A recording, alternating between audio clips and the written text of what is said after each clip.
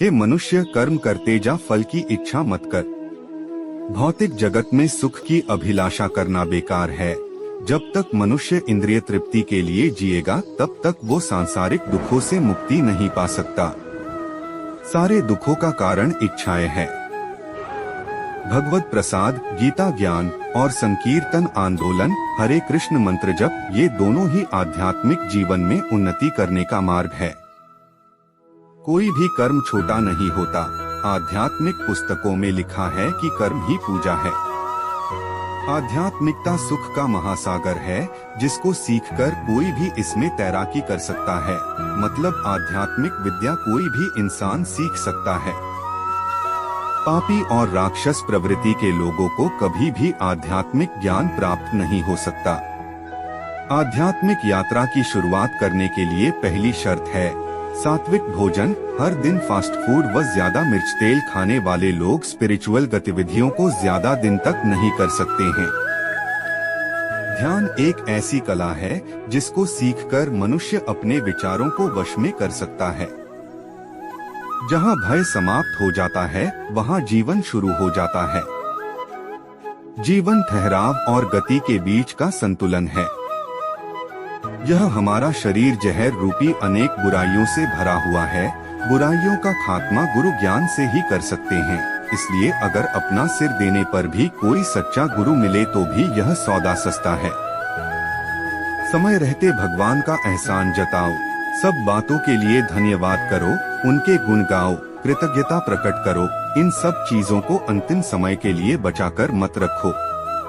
आत्मा ईश्वर का अंश है, उसका विश्राम स्थान केवल ईश्वर है। उसे सच्चा सुख और शांति कहीं और नहीं मिल सकती। राम नाम एक ऐसा अनोखा खजाना है जिसे हर कोई प्राप्त कर सकता है। धन अथवा संपत्ति को एक बार खर्च करने पर वह कम हो जाता है, लेकिन राम नाम एक ऐसा अनमोल रत्न है जिसे कितने भी बार पुकारा जाए उसका महत्व कभी भी नहीं घटता। जब कोई आपका हाथ और साथ दोनों छोड़ जाता है तो भगवान आपकी उंगली पकड़ने के लिए किसी न किसी को जरूर भेजता है। जब ईश्वर से आपका मिलन होता है तो कोई और ख्वाहिश बाकी नहीं रह जाती। हे ईश्वर, मेरे को इतना दीजिए जिसमें मेरा परिवार अच्छे से खा सके, मैं भी भूखा ना रहूं और मेरे घर पर आने वाला कोई भी भूखा ना जाए। जब तक आप अपनी समस्याओं और कठिनाइयों की वजह दूसरों को मानते हैं, तब तक आप अपनी समस्याओं और कठिनाइयों को मिटा नहीं सकते। गलतियों से मत घबराइए, गलती वही करेगा जो काम करेगा। महानता कभी न गिरने में नहीं बल्कि हर बार गिरकर उठ जाने में है।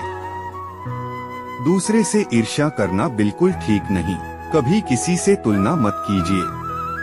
जिंदगी में किसी से अपनी तुलना मत करो। जैसे चांद और सूरज की तुलना किसी से नहीं की जा सकती, क्योंकि यह अपने समय पर ही चमकते हैं।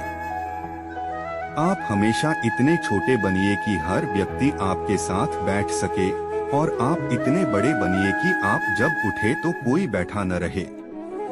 जीवन में पाप होना स्वाभाविक है, लेकिन असली पाप तो तब है जब उसे दोबारा दोहराया जाए।